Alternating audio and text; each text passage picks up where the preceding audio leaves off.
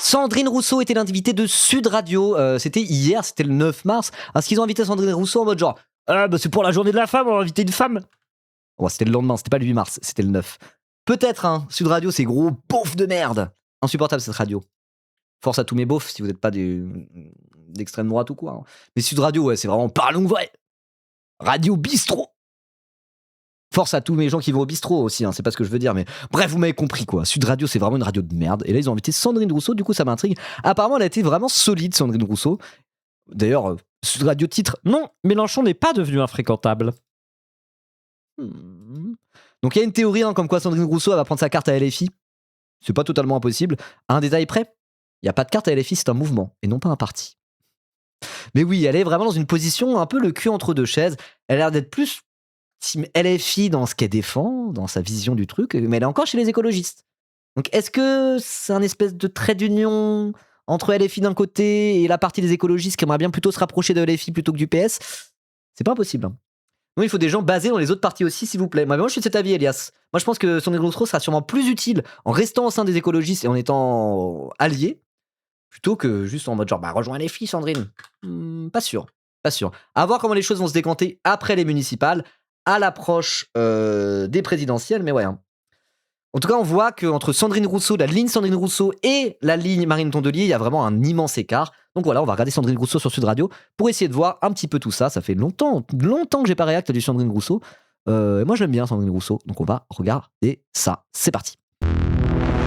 Sud Radio, l'invité politique, Jean-François Aquili. Mais c'est pas Sandrine Rousseau.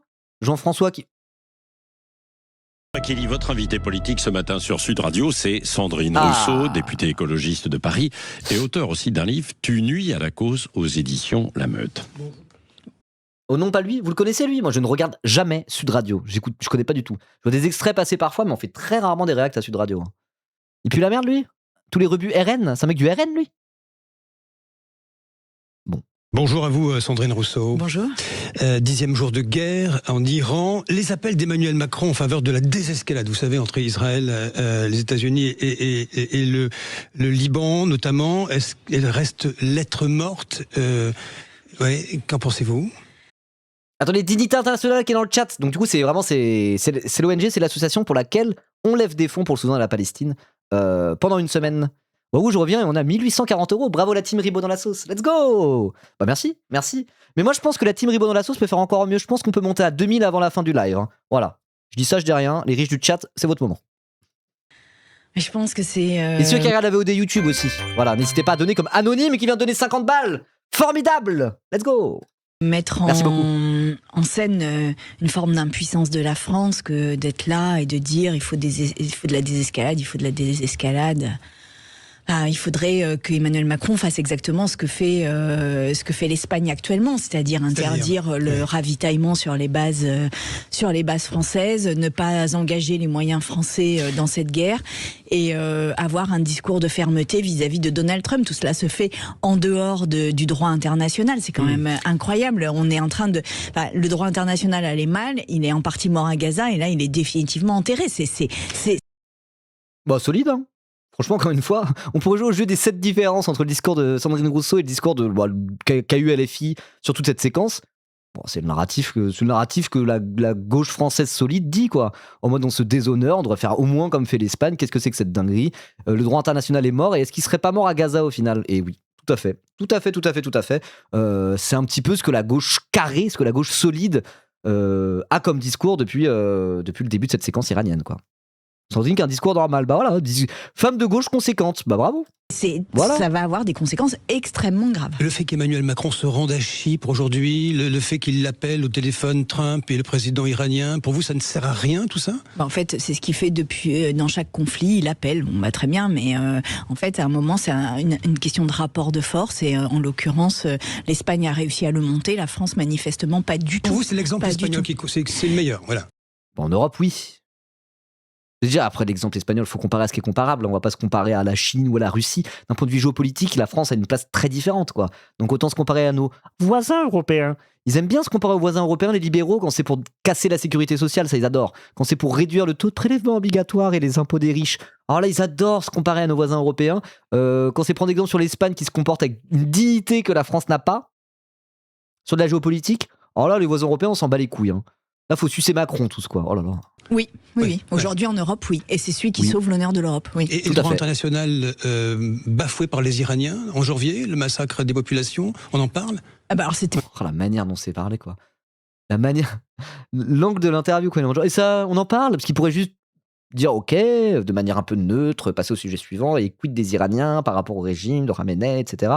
Et en mode genre, et les femmes iraniennes on s'en va les couilles en fait. Hein. Vous êtes féministes et puis vous supportez les mollahs, Madame Rousseau. On voit bien là l'hypocrisie des islamo-gauchistes. Hein.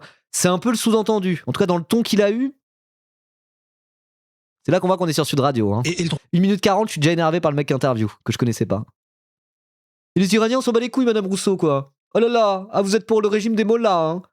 Oh, vous êtes allié avec Molachon ou quoi là? Vous êtes allié avec Iran, Hamas? Non mais c'est quoi ça? Vous avez pas vu Persépolis, madame? Elles souffrent les femmes en Iran? Oui, c'est vrai. Alors moi je veux pas rentrer dans le discours sur Persépolis. Hein. Moi j'avais bien aimé, je l'ai vu il y a longtemps le film. Je parle pas de Persépolis, je suis pas un anti-Persépolis par rapport à ça, je pense pas que ce soit de la propagande ou quoi, mais bon bref, peu importe. L'honneur de l'Europe, oui. Et le droit Après c'est instrumentalisé par certains pour le coup. C'est parce que t'es prof. Non mais je me souviens. Non, c'est pas parce que c'est plus parce que je suis blanc. Ah ah, tu t'y attendais pas à celle-là, Martège Leski. C'est parce que t'es prof. Moi je l'ai pas vu à l'école. Hein. Moi j'ai vu qu'on est sorti au cinéma avec ma famille, j'avais bien aimé. Et je me souviens qu'après j'avais un peu débattu avec ma daronne. Parce que moi j'étais déjà un espèce de petit communiste, un petit bandeur de la Révolution. Je devais avoir 14 ans à l'époque. 14-15 ans. C'est en 2008 qu'il est sorti au ciné, je sais plus. Revois le MDR, tu vas déréaliser. Mais je l'ai revu il y a pas si longtemps. Hein.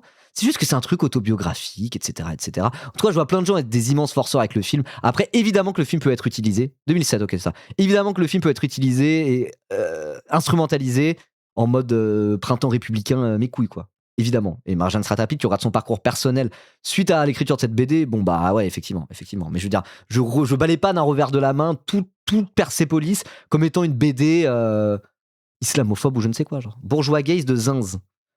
Ouais.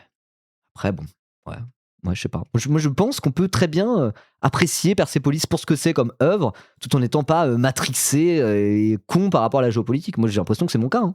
Je sais pas. Hein. Moi, sur l'Iran et tout ça, j'ai pas... On parle de Persépolis. Je pense pas avoir un avis qui est très différent du vôtre. Pourtant, moi, je pense pouvoir apprécier le film à côté, quoi. Je sais pas. National bafoué par les Iraniens en janvier, le massacre des populations, on en parle ? Ah bah alors c'était pas... Ah oui, on en parle. Oh, dis ça comme si personne n'en avait parlé. Comme si à gauche on était en mode genre quoi ? Soutien au régime de Khamenei quand il réprime la révolte dans le sang. 30 000 morts par la répression des passes d'Aran ? Basé. Personne n'a dit ça à gauche. Personne n'a dit ça à gauche. Certainement pas chez les écologistes. Mais même chez LFI, personne n'a dit ça. Tous ceux qui sont en mode genre c'est Molachon. Mélenchon est l'ami du régime iranien. Mais il se base sur quoi pour dire ça ? Il y a même pas de propos à déformer. À aucun moment, Mélenchon ou la France insoumise a défendu des liens avec le régime iranien ou je ne sais quoi. Il y a rien. Il y a absolument rien. Parce que il y a le côté où LFI est pro-palestinien. Du coup, ils sont en mode genre ah bah c'est parce qu'ils sont antisionistes et donc antisémites. C'est de l'instrumentalisation, c'est du mensonge. Mais ils se basent sur un truc qui déforme. Mais sur l'Iran, ils ont même rien à déformer. Vous voyez ce que je veux dire ? Ils ont rien, je ne sais même pas de quel point de départ ils partent pour dire LFI et la gauche française soutient le régime des mollahs. C'est absolument pas vrai. Genre. Je ne vois pas d'où ils sortent ce narratif. Ils le sortent vraiment de leur cul en mode genre l'Iran, ouais, c'est des islamistes, la France islamiste. Voilà, c'est juste ça. Ça va pas plus loin que ça. Voilà. Les Iraniens ne sont même pas des Arabes en plus, tout à fait, c'est des Perses. Ils sont musulmans, donc vu du point de vue d'un Français raciste, tout ça c'est un peu la même chose. Hein. Tout ça c'est un peu des Arabes. Voilà, vous voyez ce que je veux dire. Tiens, Jérémy qui nous dit j'aime pas le film. Mais ça reste un point de vue situé qu'il faut prendre comme ça. Oui, voilà, c'est ça. Je suis assez d'accord avec ça. Moi, j'avais bien aimé parce que je sais pas, je l'ai vu il y a longtemps. J'avais trouvé le film touchant, quoi, plutôt beau. Mais oui, voilà, c'est un point de vue. Faut pas voir ça comme le film définitif qui t'explique toute la situation en Iran. Ça n'a jamais eu la prétention à être ça. Et voilà, quoi. On peut prendre le film pour ce qu'il est, même si effectivement, il peut être utilisé et instrumentalisé par certains pour aller dire, bah voilà, regardez, le problème, ce serait pas un peu aussi l'islam et le voile ? Regardez ce qu'en disent les Iraniennes. Ça, il y a toujours ça, il y a des espèces de parfois d'iraniennes royalistes pro-Shah, alors que c'est une position. Donc le Shah d'Iran, c'était le roi d'Iran, en gros, qui avait avant le régime des passes d'Aran jusqu'en 79. Parfois, c'est ça, voilà, ils trouvent des iraniennes pro-Shah pour le retour du Shah, alors que c'est une position extrêmement minoritaire en Iran, et puis les invitent sur un plateau télé pour dire « Ah bah voilà ce que pensent les iraniennes !» Je veux dire, de l'instrumentalisation, que les islamophobes utilisent la situation en Iran pour essayer de pointer les incohérences de la gauche et casser les couilles. Genre, c'est pas nouveau, ils ont pas besoin de Persepolis pour ça, et ils peuvent utiliser Persepolis pour ça, c'est vrai, et c'est bien dommage, quoi. Voilà. Je comprends les critiques sur son utilisation, par contre, oui, bah tout à fait. Je pense qu'on est d'accord là-dessus, Jérémy. Je pense qu'on est d'accord. Hop là. Le droit international, c'était leur droit déjà. Après, si t'aimes pas le film, c'est pour des raisons artistiques, toi ? Ou c'est pour des raisons de discours, on va dire ? Parce que peut-être que toi, t'es en mode genre, en termes d'animation, ce n'est pas trop mon école. Je trouve que, d'un point de vue de la graphique et de la mise en scène, je ne suis pas fan. Je sais pas si c'est pour des raisons purement artistiques ou pas. C'est aussi possible. Mais évidemment que c'est un sujet, mais Bref, dans le doute, donnez pour la cagnotte pour la Palestine et le Soudan. Voilà. Juste ici, point d'exclamation, don, dans le chat, bien sûr. On peut critiquer le fait que quasi tous les films sur l'Iran qui nous arrivent sont toujours sous cet angle. Oui, voilà, c'est surtout ça le problème, quoi. Voilà. Mais après, bon, quand tu regardes la BD qu'a fait Marjane Satrapi à la base, bon, voilà, elle parle de son vécu, elle parle de... Voilà. Jamais un pays par les bombes. Je crois que l'exemple de l'Afghanistan devrait nous le montrer, la Libye, etc. Enfin, aujourd'hui, le régime n'est pas mort. D'ailleurs, c'est le fils de Khomeini qui a été considéré... Mojtaba Khamenei. Absolument, qui a été... Il s'appelle Mojtaba ? Ok, je connaissais pas son nom. C'était Ali Khamenei, son père, du coup, c'est ça ? C'est le fils de Ali Khamenei. Ah oui, ok, merci pour le Blousk de Sandrine Rousseau, là. Son post sur Blue Sky. Ok, bah attends, je garde de côté, ça sera très bien pour la suite de l'interview, quand ils parleront des municipales. Parfait, merci beaucoup. Ça reste entre Mojtaba, ok. Mojtaba Khamenei. J'ai entendu Mojtabar en mode, comme dans World of Warcraft, quand t'as un tabar, et parfois ils sont moches, les tabars. Bon, bref, peu importe. Pardonnez-moi. Bah évidemment, évidemment. On va arrêter les calembours sur les noms perses comme ça. Non, on va éviter. Khomeini qui a été considéré. Mojtaba Khamenei. Absolument, qui a été. Ça reste entre messieurs, pardonnez-moi. Bah évidemment, c'est une théocratie patriarcale qui maltraite les femmes, c'est évident. Enfin, il essaye de faire une tentative d'outwokisme sur Sandrine Rousseau. Pardon, Sandrine Rousseau, le visage du wokisme en France. La personnification même de l'idéologie woke. Tentative d'outwokisme refusée, monsieur. Non, ça suffit. Hein. Eux, ils sont woke quand c'est pour critiquer l'Iran et sucer Trump. Ou normalement, ça va les 5 minutes. Il n'y a pas de sujet là-dessus. Maintenant, c'est pas par les bombes qu'on va libérer les femmes, je vais vous dire. Oui. Les femmes sont jamais libérées quand il y a des bombes dans le ciel. Jamais. Oui, ce n'est pas par les bombes qu'on libère les femmes. Vous dites Donald Trump qui exige que l'Iran se rende sans condition. La guerre, Sandrine Rousseau, va se poursuivre. Trump a tort, selon vous ? Mais Trump, on ne sait même pas quels sont les buts de guerre de Trump, ni de Netanyahou d'ailleurs. Oui. Il y a quand même près de... Trump, il a dit non, c'est bon, là, c'est fini quasiment la guerre en Iran. Non, c'est bon, c'est fini. Bon, on voulait juste bombarder comme ça pour le fun. Limite, c'est ça. Hein. C'est vrai que côté Trump, c'est vraiment pas clair. Netanyahou, c'est déjà un peu plus clair de son côté, parce qu'il suffit de voir avec le Liban, quoi. C'est une occasion de foutre la merde et tenter d'en finir, entre guillemets, avec le Hezbollah. Les alliés de l'Iran au Liban, mais bon. C'est vrai que côté Trump, c'est pas clair. 26 pays touchés par cette guerre, ça aura des conséquences et surtout on ne sait pas ce que Trump veut. On ne sait pas ce qu'il veut. Est-ce qu'il veut la chute du régime et dans ces cas-là, comment compte-t-il l'obtenir ? Est-ce qu'il veut l'arrêt de l'uranium, de l'enrichissement de l'uranium et dans ces cas-là, comment compte-t-il l'obtenir ? En fait, que souhaite Trump dans cette guerre ? Et A priori, il souhaite montrer que c'est lui le plus fort, montrer la supériorité militaire des États-Unis. Il faut être en mode genre voilà. Si vous nous cherchez, voilà ce qu'on peut faire. C'était juste un avertissement. C'est moi qui ai les plus grosses couilles. Il y a ce côté-là, il y a l'aspect aussi pour le pétrole. C'est un peu plus compliqué. Je sais pas, à voir. Donc on n'a pas le but de guerre, on n'a pas non plus les objectifs, la fin de la guerre, etc. Donc on est dans une situation où on tape, on bombarde aussi le sud Liban, ce qui est extrêmement grave parce que le Liban ne sort jamais de la guerre et que c'est un pays souverain qu'on est en train de bombarder. En réponse au Hezbollah qui bombarde lui-même. Oui, très bien, mais encore une fois, on bombarde les populations civiles. Ça, je veux dire, on l'a vu avec Maduro, là, il annonce la fin du régime à Cuba. On a l'impression que parce que Donald Trump a décidé le matin qu'il fallait qu'un régime tombe, soit il kidnappe tape le chef d'État, soit il bombarde. On n'obtient pas la libération des peuples comme ça. Et encore une fois, si ça marchait, je vous dirais pourquoi pas. Mais là, l'histoire est parsemée de contre-exemples sur ce point. Vous parlez de liberté. Solide, hein. Franchement solide de fou. Hein. Je n'ai pas de critique à apporter à cette position. Carré. Qu'est-ce que vous voulez que je dise? Ok. Les femmes iraniennes, Sandrine Rousseau, vous estimez toujours que le voile peut être, souvenez-vous, un signe d'embellissement pour certaines femmes. Vous aviez été huée. Allez, c'est reparti. Bah justement, elle s'était fait insulter par Marjane Satrapi, Sandrine Rousseau, figurez-vous. Parce qu'on parlait de Persépolis tout à l'heure. C'est pour ça, là, c'est l'occasion un peu d'en parler. Je ne veux pas rentrer dans le discours spécifiquement. Mais c'est vrai que Marjane Satrapi a insulté Sandrine Rousseau. Elle avait dit, ah, c'est bon, faut apprendre à fermer sa gueule, là, grosse conne. Enfin, elle avait dit un truc comme ça. Hein. Elle avait traité de grosse conne ou je sais plus quoi, genre. En mode, genre, moi j'ai connu le voile en Iran, c'est bon, dire, oui, non, mais le voile, ça peut être bien aussi. C'est hors de question, là. Donc là-dessus, elle avait un peu brillé, hein, Marjane Satrapi. Évidemment. Oui, c'est gymnastique, ouais. Ouais.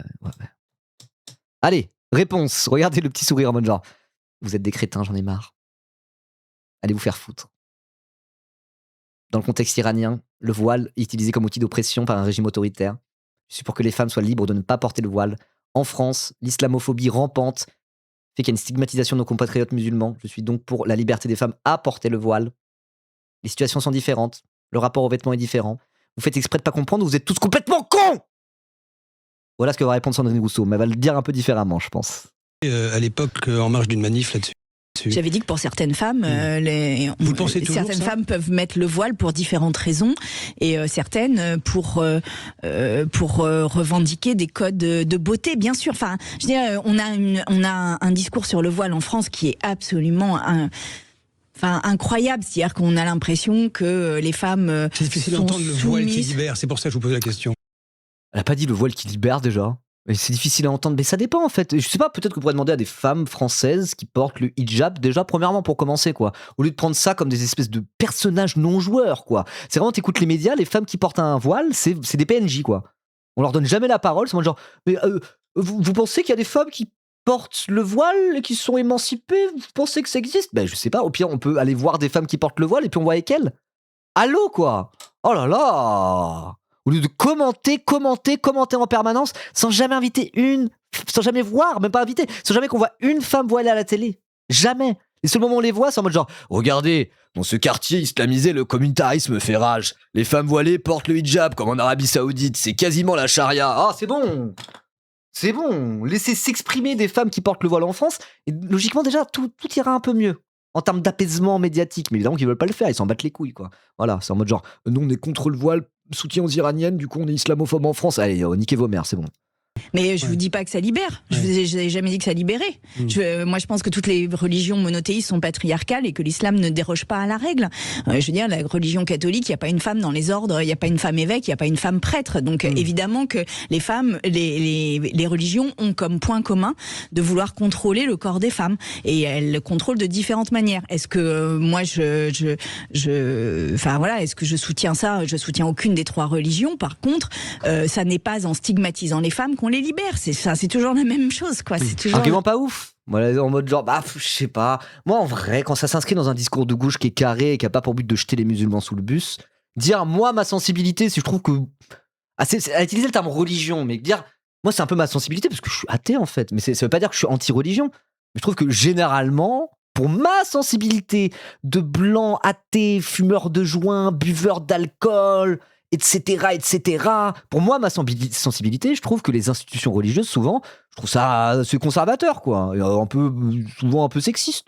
Ouais, mais c'est pas grave, c'est juste que c'est ma sensibilité à moi. Je suis pas le centre du monde, je suis pas le personnage principal. Le fait d'être un blanc athée français, c'est pas la normalité, en fait. C'est plus moi, en vérité, qui suis un petit peu...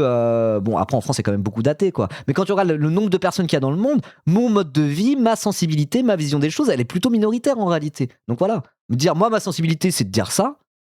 Bon, en vrai, ça va. Ça dépend. Et si c'est pour dire au contraire, il n'y a pas de spécificité par rapport à l'islam sur le patriarcat et le machin bidule. C'est juste, c'est une religion comme les autres. Si ça permet d'avoir un discours de dire, c'est une religion comme les autres, au final, dans le contexte français, moi, je trouve que l'argument est ok, quoi. Ça dépend. C'est en fonction de la sensibilité de chacun. Mais Sandrine Rousseau, c'est une féministe woke aux cheveux roses. Elle n'a pas les cheveux roses. Vous voyez, donc... Après, il y a des personnes qui sont religieux, qui se disent « J'aime pas trop ce discours », je comprends. Mais venant de Sandrine Rousseau, dans tout le discours qu'elle tient là, je trouve ça va. Moi, ça me choque pas, perso. Le même débat. Sandrine Rousseau, Sébastien Lecornu qui consulte les partis mercredi. Que dites-vous ? Il était temps ? De quoi ? J'ai pas suivi ça. Pardon, j'ai même pas entendu sa question. C'est quoi ta question ? Sébastien Lecornu qui consulte les partis mercredi. Que dites-vous ? Il était temps ? Mais pourquoi il consulte les partis ? Quel parti ? C'est quoi cette histoire ? Qui en a encore quelque chose à foutre de Sébastien Lecornu, là ? C'est bon, on a été en mode « Oh là là, l'Assemblée nationale, qu'est-ce qui va se passer ? Oh, une coalition dans un sens. Oh, le budget va passer, le budget ne va pas passer. Est-ce que ça va censurer ? Est-ce que ça va pas censurer ?» On a eu 1 an et demi, les yeux rivés sur l'Assemblée nationale. Là, j'ai l'impression, tout le monde s'en bat les couilles de ce qui se passe à l'Assemblée nationale. On est saoulés. Voilà, le Cornu, il a gagné. Le PS, ils ont trahi. C'est bon, faites votre coalition de couillons. On en a plein le cul. On ne regarde même plus ce qui se passe à l'Assemblée. J'ai l'impression qu'on est saoulés à gauche. Et on a bien raison. Et de toute façon, je pense que ce gouvernement va tenir bon gré mal gré jusqu'à la présidentielle. Et puis on verra ça à ce moment-là, quoi. Du coup, je sais même pas ce qui s'est passé avec le Cornu. J'ai vraiment pas suivi. Oui, alors il consulte les partis. Je ne sais pas ce que ça veut dire en démocratie, parce qu'en démocratie, il y a le Sénat, il y a l'Assemblée nationale qui n'ont pas du tout été consultés sur la situation. Il n'est pas obligé de le faire, hein. Oui, il n'est pas obligé de le faire. Oui, avec la Constitution de la Ve République, on peut avoir une pratique extrêmement autoritaire du pouvoir. Oui. Mais c'est plutôt une mauvaise chose. Il n'est pas obligé d'agir démocratiquement. Hein. Il peut très bien agir moins démocratiquement que ça, Madame Rousseau. Oui, ok, d'accord, oui. Où tu veux en venir avec ça ? Pas obligé de le faire, mais les partis sont pas non plus des instances démocratiques au sens premier. C'est-à-dire que les instances démocratiques de la Ve République française, c'est l'Assemblée nationale, le Sénat, qui à ce jour n'ont pas du tout été consultés sur la politique française dans cette zone, ce qui est un sujet démocratique. Je sais que tout cela... Ah d'accord, oui, non, c'est pour l'international. Autant pour moi, c'est pour l'international que Sébastien Lecornu convoque les différents partis. Mais attendez, l'international, justement, c'est pas trop la compétence du Premier ministre. Enfin, si, un peu, mais... Généralement, on dit le Premier ministre, c'est plus tout ce qui est un peu intérieur, là où le président, lui, il a la main sur tout ce qui est international, quoi. Je comprends pas trop où ça mène, cette histoire. Merci Xtornuc pour les 3 mois d'avance. Merci beaucoup. Bon, okay. Désuet, tout cela paraît démodé, tout cela paraît très ancien. Mais moi, je retiens la phrase de Churchill, c'est que la démocratie est le pire des systèmes à l'exclusion de tous les autres. Est-ce que vous êtes comme... Ok. Ouais, citer Churchill. Ouais, bon. Oh, là, je suis d'accord avec toi, Martèche, là, pour le coup. Là, je suis en mode, oh, Sandrine. Winston Churchill, d'accord. T'aurais pu dire la phrase de Gramsci. Le vieux monde tarde à apparaître.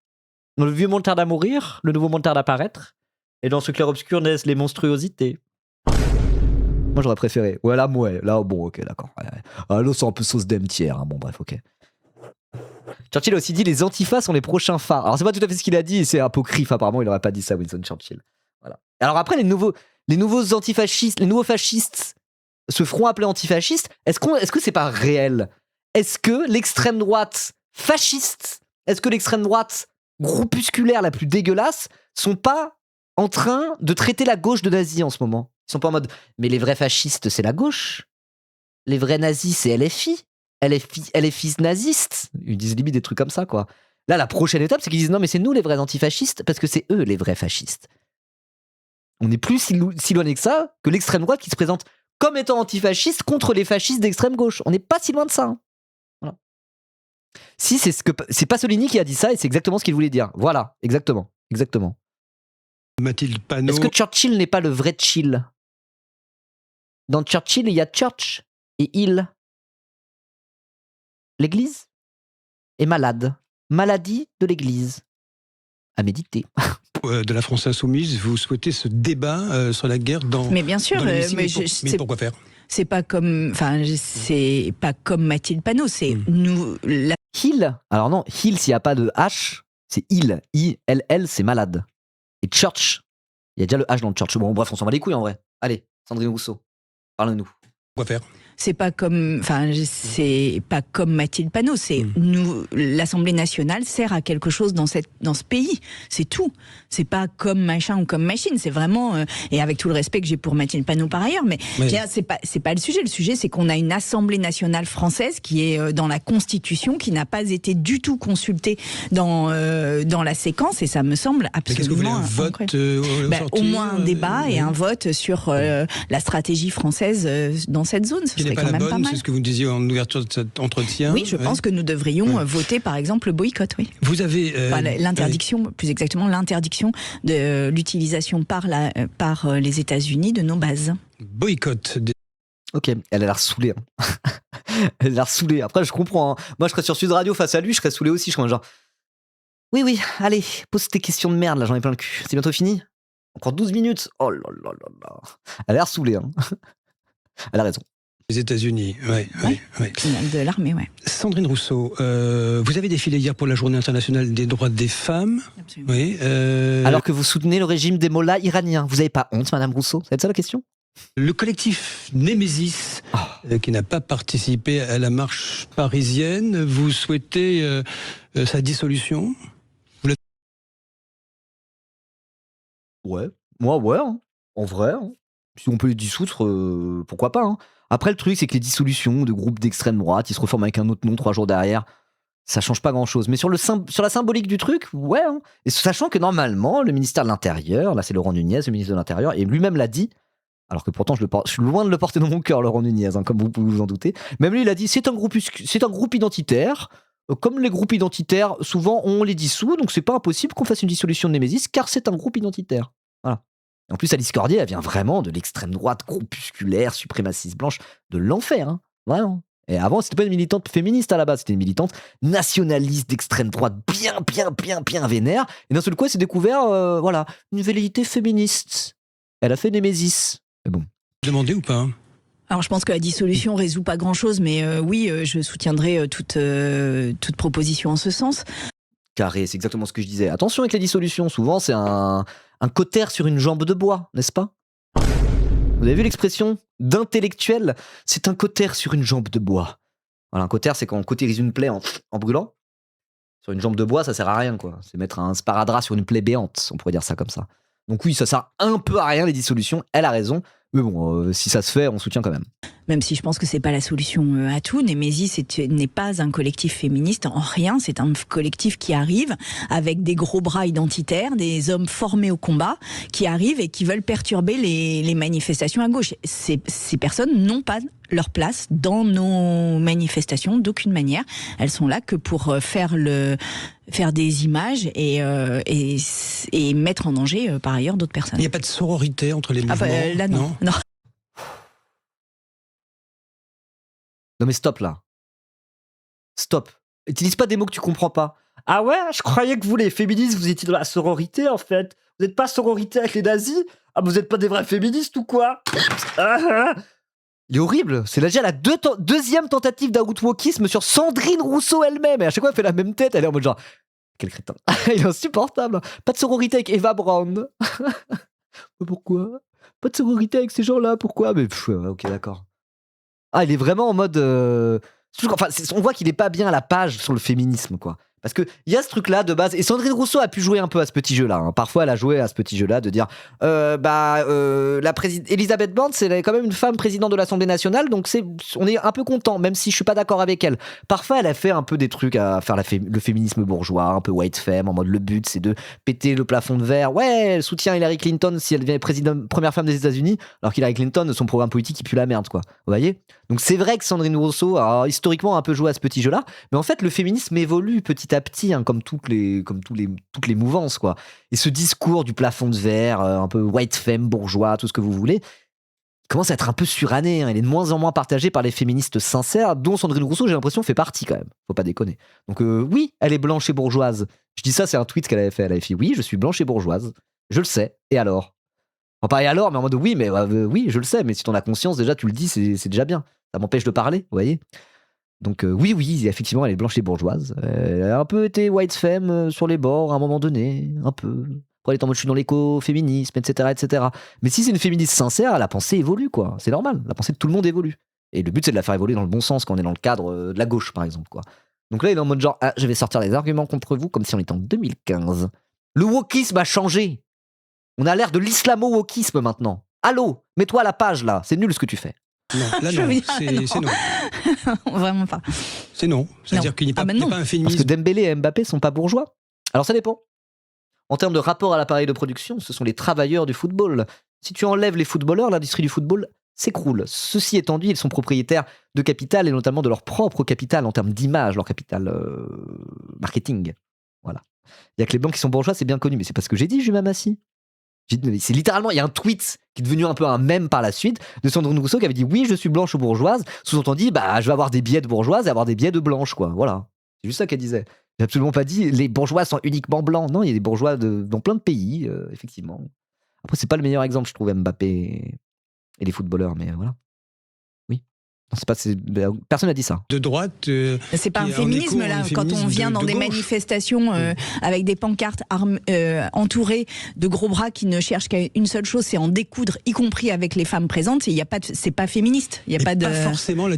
Et en plus, c'est pas féministe. Et il y a eu les dernières révélations de l'humanité, là, sur une boucle interne avec les adhérents hommes à Némésis qui versent 10 € par mois ou plus à Némésis pour soutenir le truc. Ils sont dans des boucles où c'est des gros incels misogynes antiféministes qui font des blagues en mode genre ouais, c'est mal baisé de gauche, là, putain, avec leurs cheveux rouges, hystériques. C'est des antiféministes, tout ce qu'il y a de plus standard. Et ils sont poteaux avec Némésis qu'on n'a rien à foutre parce que ce n'est pas un collectif féministe. Point à la ligne. Solution. Non, un collectif plutôt antiféministe, voire masculiniste, ou antiféministe en tout cas, ça c'est clair. Ça fait longtemps qu'il n'y a pas eu de la thune dans la cagnotte pour le Stream for All où je rêve. De ce côté-là. Non, ça fait un petit moment là, ça fait au moins 20-25 minutes qu'il n'y a pas eu de don. Alors au moins un petit 10 balles pour monter à 1900. Allez, ça serait bien. Oui, parce que la dissolution, il y a eu plusieurs groupuscules qui ont été dissous et en fait on voit qu'ils se reforment sur des boucles Telegram, etc. Donc moi je pense pas que ce soit une solution à tout. Maintenant s'il y a une demande de dissolution, je la soutiens bien sûr. Sandrine Rousseau, il y aura un vote dimanche, c'est le premier tour des élections municipales. L'avons-nous oublié? La France insoumise est-elle devenue infréquentable? Je vous pose la question parce que Jean-Luc Mélenchon se démultiplie en meeting et puis il y a eu, on va pas le rappeler... J'avais pas vu, je peux poser une question? Est-ce que vous trouvez ça normal que des racailles deal et foutent la merde dans les quartiers français? Et dans ce cas, pourquoi se plaindre de la police et du RN? Ils n'ont qu'à arrêter de foutre la merde. Alors, est-ce que je peux poser une question? Je dirais... Non. Non, toi non. Allez hop là, c'est moi qui décide. Et tu es banni. Epstein, Glucksmann, ça Flemme. Voilà, je le dis flemme de te répondre. Allez, casse-toi. Plie en meeting et puis il y a eu, on va pas le rappeler, Epstein, Glucksmann, ça vous a choqué tout ça, vous? Oui, je suis pas. Je pense que vraiment, on se serait bien passé de ça, et je pense que Epstein, on joue pas avec les noms juifs d'aucune manière, donc je suis pas du tout d'accord avec ça. Je pense que ça réveille vraiment des réflexes antisémites dans la société qui ne sont pas nécessaires. Et mais je rappelle quand même que au nom des valeurs, moi je suis dans un parti qui, par exemple, a mis sous le tapis un témoignage de viol. Enfin, je veux dire, et aussi Ok, argument intéressant, en mode genre, ouais, cette séquence-là, on s'en serait bien passé, casse les couilles Mélenchon. Mais avant de regarder la poutre, la paille dans l'œil de Jean-Luc Mélenchon, peut-être qu'on ferait mieux de regarder la poutre dans notre propre œil. L'évangile selon Luc. Je cite la Bible maintenant ici. Mes deux références, le Capital et la Bible.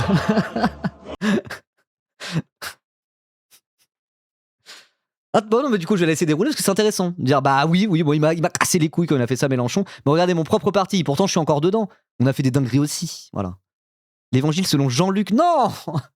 Regarde le PS, on peut arrêtez aussi avec se ça, dire... les insoumis, c'est trop là, c'est trop. Oh là là.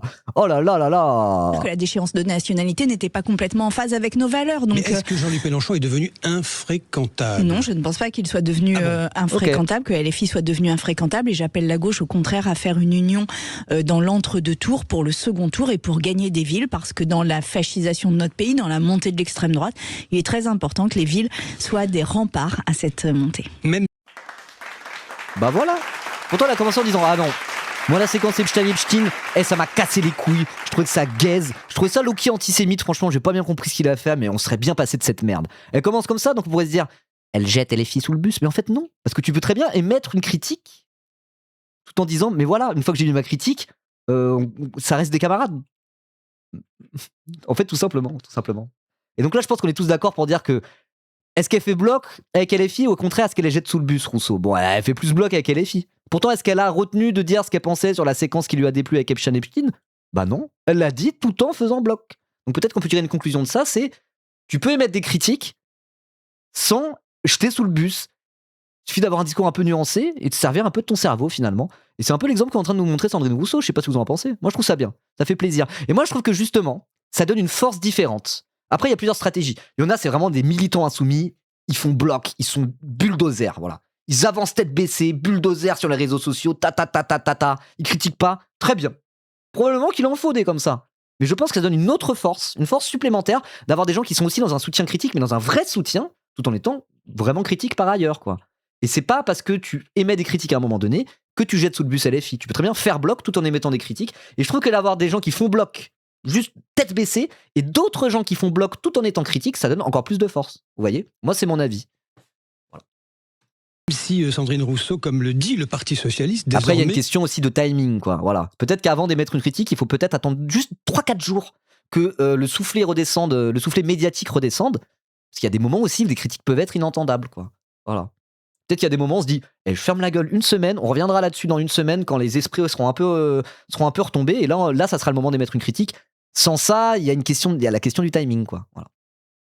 Le patron des Insoumis cherche à tout conflictualiser, quitte à aller vers des mots qui peuvent choquer, qui versent dans l'antisémitisme. En fait, la conflictualisation de la politique française, elle n'est pas liée... Je lis juste ça, désolé d'interrompre tout le temps. Ne pas hurler avec les loups, mais plutôt chanter avec les coqs. Tout à fait. Et parfois, je joue juste en mode genre, ok, j'attends. Dans une semaine, je sors la grosse critique, mais je vais attendre une semaine le temps que ça... Ouais. Je pense qu'on devrait penser à ça, quoi. Je sais pas. Ribo, si tu crois que les médias vont pas en parler pendant 8 mois, je pense que c'est une erreur. Je vois pas à quel moment j'ai dit ça. À des prises de parole. Elle est liée au fait que, je rappelle que ces dernières années, il y a eu des associations, il y a eu des sites de planning familiaux, il y a eu tout un tas de lieux qui ont été attaqués par notamment l'extrême droite. La conflictualisation verbale, ça n'est pas une conflictualisation qui met en danger les personnes. Enfin, je veux dire, par rapport à ce qui se passe, si on prend Lyon par exemple, le site rue 89 a recensé une centaine d'actions de l'extrême droite, dont 70% ont été classées sans suite par la justice. En fait, on accuse LFI de conflictualisation là où on regarde. Il y a un proverbe qui dit que quand le sage pointe la lune, l'imbécile regarde le doigt. Je pense que nous sommes. Ah oui, c'est l'évangile selon Matthieu, ça, je crois, non ? Attends. Oui, c'est ça. Avant de regarder la paille dans l'œil de ton prochain, hypocrite, regarde donc la poutre dans ton propre œil. Et après, il y a lorsque le... Non, j'ai tout mélangé.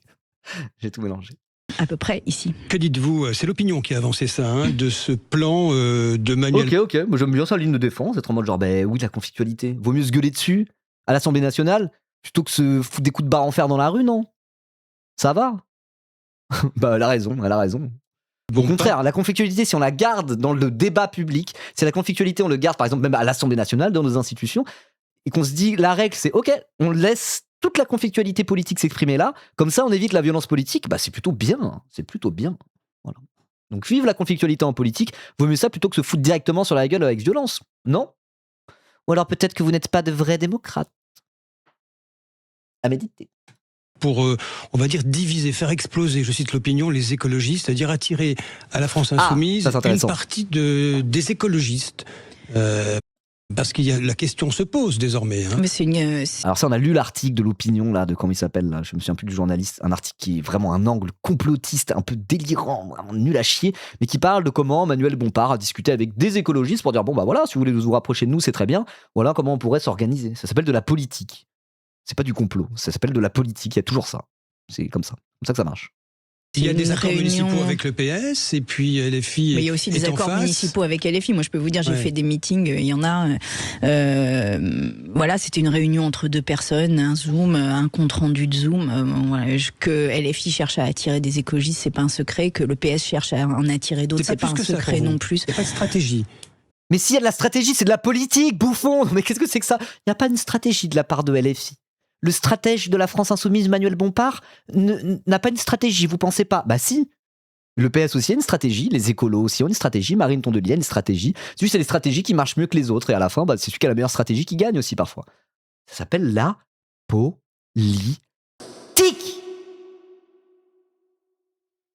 Oui, et que tout le monde courtoisie, c'est quoi le mot ?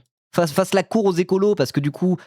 ils sont un peu le cul entre deux chaises, entre LFI et le PS. Et le PS se dit, si on a les écolos avec nous, c'est plutôt mieux que les avoir contre nous. Donc ils essaient de se mettre dans la poche. Et que chez LFI aussi, en prenant appui sur des gens qui veulent se rapprocher de LFI au sein des écologistes, disent bon bah les écolos, vaut mieux les avoir avec nous plutôt que contre nous. Bah oui, c'est logique en fait. C'est le cas pour le PS, c'est le cas pour LFI. Et basta, c'était courtisé que je cherchais, je l'avais plus. Donc c'est bon, en faire tout un foin de ça, comme si c'était le complot insoumis qui essaye de détruire de l'intérieur le parti écologiste. Pitié, hein. Mais il y a peut-être une stratégie, comme il y a une stratégie au PS aussi. Enfin, évidemment qu'on a des stratégies politiques, sans quoi on n'aurait rien à faire dans le paysage politique. Marine Tondelier fragilisait la tête des écologistes parce qu'il y a ses accords avec le PS, mais apparemment, officiellement, au niveau national, vous maintenez les écologistes, la France Insoumise, à distance. Hein. Eh bien, je vous propose de lui poser la question à elle, pas à moi. Là, je pense qu'elle est un peu embêtée. Je pense que c'est une politicienne. Hein. Là, je pense qu'elle a peut-être une réponse. D'ailleurs, ça se voit peut-être à son sourire malicieux. Je pense qu'elle a une réponse à cette question, mais qu'elle est en mode genre, bah, je vais pas répondre, t'es con ou quoi? Je vais pas foutre mon parti et moi dans la merde en disant, ah oui, voilà, il y a des choses qui restent sous les radars, il y a des discussions qui sont privées en politique et c'est normal. Donc là, oui, je pense qu'elle est en mode genre, vous lui demanderez, allez, hop là. Évidemment qu'elle va pas répondre. Après, c'est un peu c'est une bonne question en réalité. Est-ce que Marine Tondelier est fragilisée au sein des écologistes, en interne? Moi, je pense que oui. Je pense que la ligne Tondelier est en train de dégonfler, quoi. Et montre aussi un peu son inefficience. Et le fait qu'elle soit en mode genre, une autre Marine est possible. Je suis candidate en 2027, alors que c'est censé être l'unioniste par excellence. Et leur primaire de la gauche, là, qui mène nulle part. Et sa stratégie médiatique aussi, où on commence à s'habituer à avoir Tondelier dans les médias. On se dit, bon, bah voilà, c'est Tondelier dans les médias, on l'a vu 1000 fois. Sachant que c'est au moment des législatives 2024.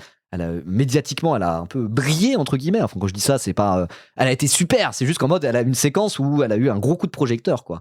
Et tout ça, quoi. Donc oui, moi je pense que Marine Tondelier est en perte de vitesse. Voilà, fini l'illusion de la veste verte, un peu ça. Moi j'ai l'impression qu'elle est en perte de vitesse et qu'elle est fragilisée. Je ne sais pas, je pense que Sandrine Rousseau a son avis là-dessus, mais voilà. Elle le dira pas sur le plateau de Sud Radio et on comprend pourquoi. En désaccord? Vous êtes en désaccord? Je ne partage pas plusieurs de ces prises de position, ça ne fait pas de secret. Vous êtes plutôt favorable à la France Insoumise, Sandrine Rousseau, en réalité? Non, c'est pas être favorable. Tout à l'heure, vous évoquiez des témoignages de viol, les écologistes qui prennent ça en charge. Il y a eu l'affaire Quatennens, on ne va pas revenir là-dessus en détail, mais vous étiez fortement positionné à l'époque. Bien sûr.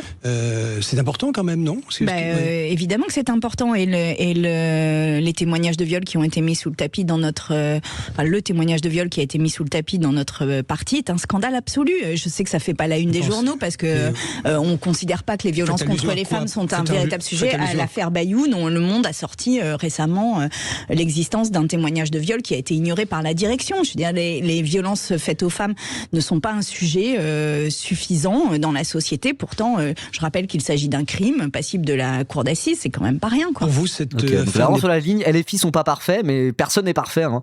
Et si on était en mode nous ne ferons plus jamais rien avec ce parti car il a fait un truc qui me déplaît, bah juste on arrête la politique, hein. Voilà, la politique c'est un monde qui est un peu sale, hein, de manière générale, et il n'y a pas beaucoup de partis qui sont propres, qui ont le cul tout propre. Donc LFI non plus, bah ouais, c'est un parti politique.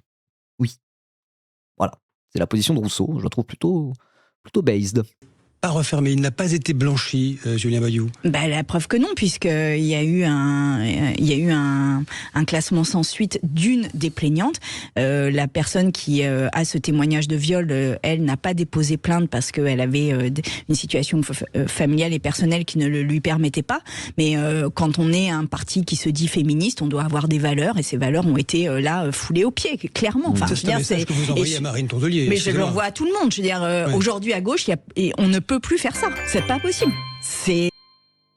Merci Lou pour les 10 balles. Merci beaucoup pour arrondir. Justement, ça me stressait un peu. J'étais en mode genre 1890, c'est pas mal, hein, mais il faudra arrondir. J'étais en train d'y penser.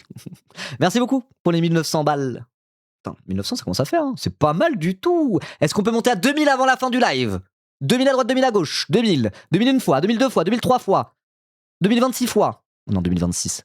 Peut-être. Voilà, celui-là, un riche du chat veut lâcher 100 balles pour arrondir une bonne fois pour toutes pour la journée. N'hésitez pas, je vous rappelle que les riches du chat, vous êtes assujettis à l'impôt sur le revenu, sauf si vous êtes partie des 13 000 millionnaires qui payent 0% d'impôt sur le revenu. C'est pas impossible. À ce moment-là, donnez 1000 direct, parce que vous êtes vraiment riches. Mais bref, ceux qui gagnent bien leur vie, qui payent de l'impôt sur le revenu tous les ans, si là vous lâchez 100 balles, le fisc, la DGFIP, vous rendra 66 € et 66 centimes dessus, les 2 tiers. Voilà. Donc n'hésitez pas. S'il y a un riche assujetti à l'impôt sur le revenu sur le chat, tu peux donner 100 balles maintenant et en fait ça te coûtera que 33 €. let's go, à condition de garder le récépissé et de le mettre dans ta déclaration d'impôt à la fin de l'année. Voilà. Et vraiment, et je suis Non, on n'est pas obligé de passer par PayPal. Je suis obligé de le rappeler à chaque fois, c'est un peu mal branlé. Il y a écrit payer avec PayPal. Quand tu cliques, il y a une option payer sans PayPal. Quoi. Tu mets tes trucs de carte classiques. Quoi. Voilà. extrêmement, non seulement choquée, mais extrêmement scandalisée. Et je dis tout mon soutien aux victimes. Et vous le dénoncez ce matin sur l'antenne de Sud Radio, Sandrine Rousseau. Tu nuis à la cause. Je vous tutoie pas. Hein, c'est dans le thème. Oui. Oui. C'est le livre que vous venez de publier aux éditions La Meute. Édition La Meute. Oula, attends, faut pas tout confondre là, parce que ça parle que de LFI depuis tout à l'heure. Donc là, c'est les éditions La Meute, hein, c'est pas le livre La Meute. Hein. Ah oui, j'en profite là, parce qu'on parlait de LFI, etc. Le fameux Blousk, c'est sur Blue Sky, c'est pour ça que je dis ça, de Sandrine Rousseau, il est juste là. Hop là. Je le pose ici tranquillement, mais si le PS et les écologistes laissent perdre des villes comme Paris, simplement parce que Mélenchon il est méchant, ça va devenir vraiment difficile de croire à la sincérité de vouloir changer la vie des gens. Donc quand même Sandrine Rousseau, je sais pas ce qu'elle nous prépare, mais... Est-ce qu'elle est en mode agent infiltré, basé, ouais. Quand même, personnalité intéressante Sandrine Rousseau dans la séquence. Hein. Vraiment, pour une écolo, elle est pas sur la même ligne que les autres, quoi. Elle est vraiment pas sur la même ligne que les autres. Sachant qu'au sein des écolos, il y a tout le mouvement vert populaire aussi qui le dit tel quel. On veut un rapprochement avec LFI plutôt que le PS, etc. Je sais pas comment ça va se décanter toute cette histoire, mais vraiment garder un œil sur Sandrine Rousseau et ce qui se passe niveau écologiste. Salut Médoli, comment ça va ? C'est nouveau ce petit badge vérifié ? Ou je rêve ? Je l'ai pas vu avant. Tu viens de l'avoir et tu viens flex sur les chats en mode genre hihi, je suis partenaire. C'est ça qui se passe ? C'est ça qui se passe ? Tu veux pas me répondre ? Oui, c'est ça qui se passe. Ah ! Je te fais un petit shout-out alors. Avec 2 i. Voilà. Allez vous abonner à Médoli. N'hésitez pas. C'est les partenaires maintenant. Voilà. C'est quoi ça ? C'est pour toi Ribelle ? Je rappelle que Ribelle est une femme, son anniversaire le 8 mars. Attends, c'est vrai la nif de Ribelle ? Attendez quoi ? Attendez. Carrément, je pose à la musique. La nif de Ribot, c'est le 8 mars ? Oui. Ce qui me fait un point commun avec Sandrine Rousseau. Sandrine Rousseau aussi, son anniv c'est le 8 mars. Et Mathieu Burgalassi aussi c'est le 8 mars. Donc en vrai, c'est très courant. Mais non. Mais wesh. Bah si. 32 ans cette année. Oh le vieux. Ok, je vois où tu veux en venir. Ribelle dans l'ostrogel. Tu es une femme. Tu fêtes ton anniversaire le même jour que toutes les femmes. C'est vrai. Toutes ton les femmes sont le 8 anniversaire, mars. c'est le jour de l'anniversaire des femmes. Ribelle, prends cette bouteille d'ostrogel que j'ai mis derrière toi dans ton décor. Elle est juste là. On la voit. C'est pas une blague, hein. C'est pas une blague. Prends-la, mets-la sur tes bras comme ça et fais-toi pousser des nénés. Fais-toi pousser des gros nénés. Je vais à la salle en ce moment, je commence à prendre un peu des pecs. Non. Belle. Vous pouvez clipper et lui envoyer. Ça a été fait. Ok. Voilà. Ah, toujours les mêmes blagues. Voilà. En tout cas, c'était mon anniversaire, effectivement, le 8 mars. Joyeux anniversaire. J'ai honte un peu, mais non, en vrai, c'est marrant, c'est très très drôle. Néné de muscles. Oui, voilà. J'essaie de me faire pousser les pecs déjà. Mais je suis nati, moi. Ni stéroïdes, ni oestrogel. Voilà. Si j'ai bien compris, Ouais, alors je ne l'ai comprends. pas lu, je suis sincère avec vous. Je lis les livres, mais celui-ci, je ne l'ai pas encore lu. C'est de ma faute, je ne vous l'ai pas envoyé aussi. Oui. C'est un petit essai qui est une sorte de scène une scène de famille. Il y a un tonton. L'idée, c'est de se mettre autour d'une table d'un repas de famille et de répondre à cette accusation qu'on entend, qu'on est très nombreux et nombreuses à entendre dès lors qu'on tient des positions progressistes. On entend au bout d'un moment une personne dire tu nuis à la cause. Tu nuis à la cause. J'ai pris cette phrase au premier degré. C'est un tonton de droite ? Possiblement, oui, par exemple. Ouais. Et donc la question c'est comment on répond à cette injonction et à cette accusation de nuire à la cause. Et j'ai pris cette phrase au pied de la lettre et je l'ai décortiquée. C'est original. Et j'ai essayé de le faire. De dialogue en fait. Hein. C'est pas un pensum politique. C'est une scène de la vie. Oui, puis je l'ai voulu humoristique, je l'ai voulu sarcastique, je l'ai voulu impertinent. Voilà, je pense que c'est un essai. Sandrine Rousseau, il y a cette vidéo là que Julia Triophane. Ça m'a manqué, il n'y a plus assez d'appels au force femme depuis qu'il a plus de cheveux. Ça va, Groupie, tu mets pas, toi, t'es sérieux? Ma soumise, on vous voit assise à une terrasse de café, il y a un journaliste... Attendez, juste ce bouquin-là, il s'appelle comment? J'ai oublié déjà le nom. Tu nuis à la cause. J'aimerais juste lire la 4ème de couverture. Fnac. Attendez. Lettre d'Amazonie, c'est ça? Ou hashtag woke.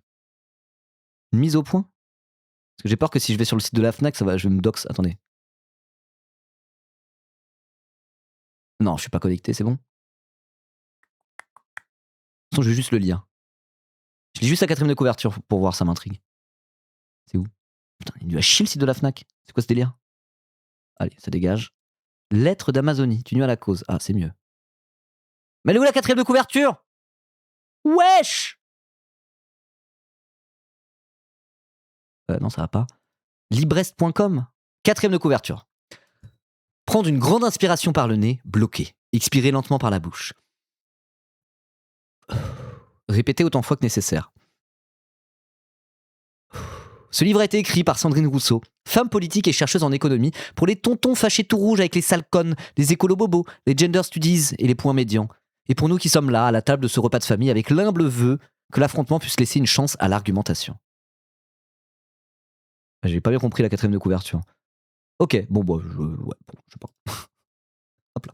Entière pour ces... Wesh, Camille Sensei qui lâche 300 balles! 300 balles! Wow. Bah merci beaucoup, Camille Sensei. Incroyable! 300 balles. Alors je rappelle que si tu es assujetti à l'impôt sur le revenu, garde le petit récipicé du truc, tu le mets dans ta déclaration d'impôt la prochaine et on te rendra 200 balles. Le fisc français te rendra les 2/3. 300 balles, c'est beaucoup, hein. Wow. Elle a un teneur d'applaudissements et de merci. Pour Camille Sensei, c'était ça son nom? Incroyable, 2200, bah putain. J'étais en mode, allez, ça serait bien d'arriver à 1000 aujourd'hui. Après, j'étais en mode, un petit 1500, ça peut être pas mal. On peut pousser à 2000. Et en fait, 2200 carrément. Ah, c'était pas la bonne 4ème de couverture? J'ai pas lu la bonne 4ème de couverture. Oups. Bon, tant pis. Tant pis, de toute façon, voilà, on va laisser Sandrine Rousseau nous expliquer, ça sera plus simple. Merci beaucoup pour les 300 balles. Incroyable, le 2500 est possible. C'est possible si quelqu'un décide de faire, allez, moi aussi je mets 300 balles. Avec la voix d'Astérion, comme ça. Non, sans la voix d'Astérion. On n'a même plus le droit de rire. J'ai même plus le droit de faire des blagues. Mais en tout cas, 2200, incroyable. Incroyable. Donc si vous voulez donner, n'hésitez pas, bien sûr. N'hésitez pas. Mais là, 2200, on est très très bien. Je sais pas combien on aura à la fin du marathon, mais ça me donne envie de streamer encore plus que prévu. Faire un gros rush final pour essayer de lever un max de thunes. Tout simplement. Donc rappel pour ceux qui viennent d'arriver, c'est Dignité Internationale, l'ONG qui va récupérer ces dons-là, et ça sera pour la Palestine et le Soudan. Donc voilà, pour l'humanitaire tout simplement. Alors, merci, la 4ème de couverture. Tu nuis à la cause. Toi, la féministe arrogante, avec tes poils sous les bras et tes propos clivants. Personne n'a envie de t'écouter. #MeToo. Vous n'avez que ça à la bouche. Ils nuisent à la cause, les écologistes aux t-shirts usés, qui manifestent contre les bassines. Les bassines, c'est la rentabilité. Qu'est-ce qu'ils y connaissent, eux, à la rentabilité? Elle nuit à la cause de la mère de cet enfant tué par des policiers dans un contrôle d'identité et qui sourit. Quelques jours plus. Quelques jours plus. À la tête ils nuisent à leur cause, ceux qui ont tagué l'Arc de Triomphe avec leurs gilets. Eux aussi, ces étudiants, ils nuisent à leur cause en bloquant quelques heures l'entrée d'une grande école pour clamer leur solidarité au peuple palestinien. Ils nuisent à leur cause, ces ultramarins qui déboulonnent les statues des esclavagistes ou des colons. Ils nuisent à leur cause, ces jeunes, ces chercheurs qui bloquent les tarmacs et les périphériques ou jettent de la soupe sur la vitre d'un tableau. Trop d'excès, personne n'écoute. Et ces associations de défense des animaux qui filment en toute illégalité des abattoirs. Déconstruction, vous ne savez dire que ça. Tonton explique comment il éteint la télé direct quand il entend les représentants de ses causes. Il n'a pas de famille, il a bu un verre et prend la tablée complète à témoin. Lui, il est le premier féministe, il est écologiste aussi, et puis antiraciste. Il a été bien dans tout le monde. Il a aidé cette stagiaire l'an dernier qui se faisait embêter par son collègue. Il a dit au collègue d'arrêter. Alors ça suffit. Il n'a pas de leçon à recevoir de sale conne. Ok, d'accord, ok. Donc c'est un peu une réponse aux tentatives de gauche-splaining de la part d'une partie de la droite, quoi. C'est vrai qu'il y a des gens qui sont pas de gauche, ils sont en mode genre, non mais les gauchistes, être trop extrêmes comme ça, vous allez pas attirer les gens vers vous. Mais t'es de gauche en fait avant d'ouvrir ta gueule? Non. Bah, tu fermes ta gueule. C'est un peu ça l'idée du bouquin. Ok, intéressant. News qui veut vous interviewer très aimablement d'ailleurs. Oui. Et vous le refusez, vous dites je ne parle pas à CNews. Mais oui, vous triez. Je suis jamais allée sur les plateaux de CNews, je n'ai jamais répondu à Frontières. Les seules fois où ils ont réussi à obtenir des paroles de moi, c'est aux 4 colonnes à l'Assemblée parce qu'il y a plusieurs micros et que je vais évidemment pas trier. Mais je ne suis jamais allée sur CNews et je n'irai pas sur CNews. Non mais attends. Déjà, elle va sur Sud Radio. Alors te plains pas trop, hein.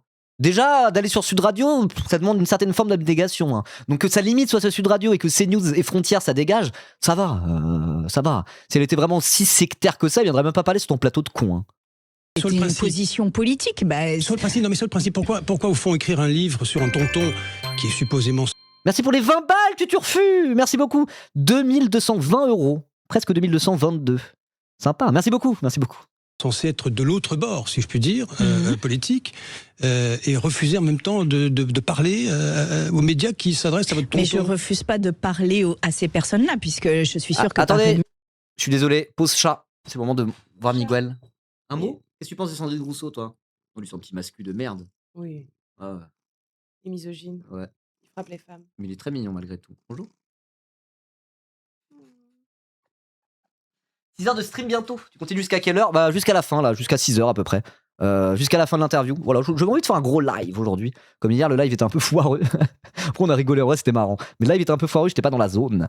Et là, en plus, comme je vois que la cagnotte augmente petit à petit, ça me donne aussi envie de continuer. Mais vu qu'après, j'ai des trucs à faire, notamment uploader toutes ces VOD, parce que là, on a 6 séquences différentes à uploader sur YouTube. Ça va prendre un temps fou. Mais comme j'en ai pas fait hier, c'est pas plus mal. Enfin, bref. Donc voilà, jusqu'à la fin de l'interview, quoi. Voilà, encore 10 minutes, quelque chose comme ça. Vos auditeurs et auditrices, il y en a qui votent Rassemblement National et c'est normal. Et donc je leur parle, évidemment, évidemment, et je leur parle via ce micro et j'espère qu'ils entendront mes paroles.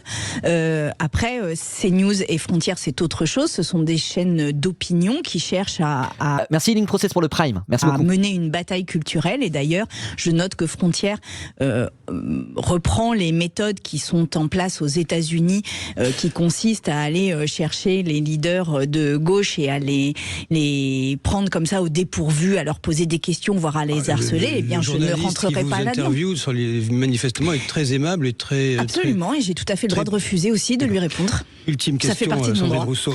Sud Radio aussi, je comprends vraiment pas. Ouais, non, mais le truc, c'est qu'il faut bien mettre la limite quelque part, quoi. Elle a décidé de la mettre à Sud Radio. Et au-dessus, ça dégage. Mais oui, mais à ce moment-là, tu peux aussi dire Sud Radio, de toute façon, c'est déjà l'extrême droite. Et puis, je peux aller sur BFM parce qu'ils font que faire de la propagande fasciste toute la journée aussi. Et puis, RMC, ça dégage aussi parce qu'au final, ils font tous le jeu du fascisme. Et à ce moment-là, il reste plus grand-chose. Puis même le service public, là, tu vois. Donc, faut bien mettre la limite quelque part, quoi. Faut bien établir son cordon sanitaire à un endroit. Et c'est vrai que plus ça va, plus c'est compliqué de choisir la limite, puisqu'avec l'extrême droitisation... c'est compliqué. Ouais, voilà, à la fin, il reste que Radio Nova, quoi.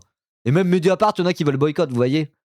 Il y a des vraies critiques à faire sur Mediapart, hein, c'est pas ce que je dis. Mais à ce moment-là, bon, faut bien mettre la limite quelque part, choisir des endroits où tu penses qu'il y a quand même un peu un coup à jouer en termes de paroles politiques et d'autres où tu te dis, c'est même pas la peine d'essayer, vu les bouffons qu'il y a en face, quoi. Voilà. Je sais pas. Vous entendez depuis tout à l'heure. Au nom des valeurs que je défends.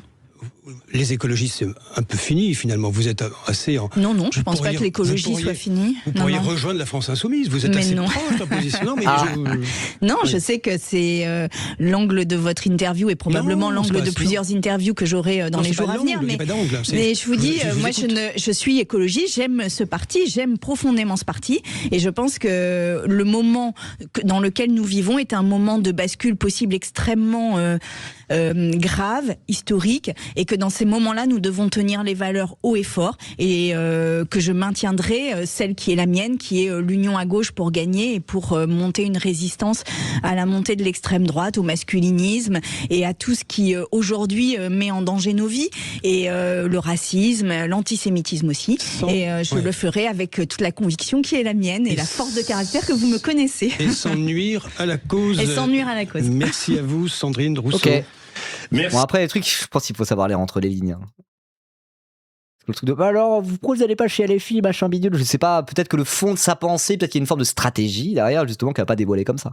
Je sais pas, mais ok. Si, Sandrine Rousseau, vous avez évoqué le féminisme et le masculinisme toute la semaine, tiens, puisque nous avions Journée internationale des droits des femmes, ça va se poursuivre toute la semaine sur Sud Radio, puisque Sandrine Rousseau ce matin... Et vive les femmes et leurs droits. Valérie Pécresse demain invitée, mercredi ce sera Marine Le Pen, jeudi Daniel Obono. Et Ok, attends, c'est quoi, ils font une semaine spéciale femmes sur Sud Radio, ils invitent que des femmes politiques, ils font ça? Pour la journée de la femme, on vous fait une semaine spéciale femmes, on va inviter que des gonzesses là. On n'a pas l'habitude d'inviter des gonzesses, c'est pas vrai la team, alors on va inviter que des gonzesses. Allez. Ah, et on fera gagner des aspirateurs, du liquide vaisselle pour toutes les femmes. Et en faire un passé offert. Évidemment, Juliette Rioufol de nous faire le grand chelem pour Voilà. vendredi prochain, dans un instant. Voilà, Sud Radio, c'est ultra woke, exactement. Ils ont fait des tentatives d'out-wokisme sur Sandrine Rousseau toute l'interview, et là ils font la semaine des femmes. voilà peut-être pourquoi Sandrine Rousseau elle va sur Sud Radio et pas CNews. Je crois pas que CNews il fasse la semaine des femmes. C'est même encore mieux que la gauche, Sud Radio. Nous on a la journée des femmes. Ça s'appelle pas comme ça, c'est la journée pour la lutte des droits des femmes. La journée des droits des femmes, il n'y a pas un nom officiel, peu importe. Eux, c'est en mode genre, quoi, la journée de la femme? Nous, on fait la semaine de la femme, en fait. Et vous vous dites de gauche. Justement aussi deux femmes en débat, Françoise Degois et Natacha Polony. Oh, et wow. vous, 0826 Oh, 300 wow. 300. Les carburants, est-ce que vous avez... Oh, waouh! Ah, le débat Polony-Degois, je suis chaud de fou. Hein. Ah, let's go. Quel meilleur moyen de célébrer la femme. J'ai cliqué sur quoi? Je clique sur Sud Radio? Aïe, aïe, aïe. Bon, on rigole bien. Hein. Faut que je fasse plus de réactions de radio, c'est marrant de fou. Hein. Beauf Radio. Ok, bah elle était bien l'interview de Sandrine Rousseau. Hein. Franchement, Sandrine Rousseau, je trouve que plus ça va, plus elle est solide, hein, finalement.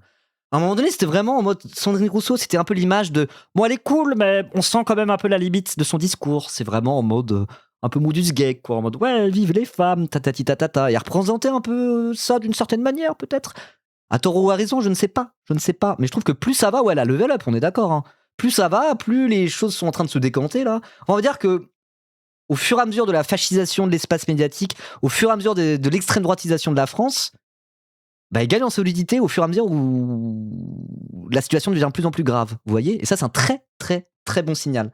À mes yeux, quoi. Il faut un maximum de personnes comme ça, quoi. Qui, au fur et à mesure que le fascisme est en train de s'installer tranquillement sous nos yeux, se radicalise, entre guillemets, pas se radicalise, mais en tout cas gagne en solidité au fur et à mesure où le fascisme augmente. C'est cool. Je trouve que c'est vraiment bien. Ça fait des alliés, ça fait des alliés supplémentaires, peut-être parfois qu'on n'avait pas forcément vu venir. Et ça, c'est très bien, moi je m'en réjouis. Donc voilà, force à Sandrine Rousseau et surtout, et ça je le dis pour la VOD YouTube, bonne journée à toutes les femmes. Voilà, sur Sud Radio. Sud Radio. Et abonnez-vous bien sûr. Et dites-moi en commentaire là, les insoumis là, les insoumis de YouTube, je sais que vous êtes plein. Bon, les soutiens assumés de la France insoumise. Avis sur Sandrine Rousseau?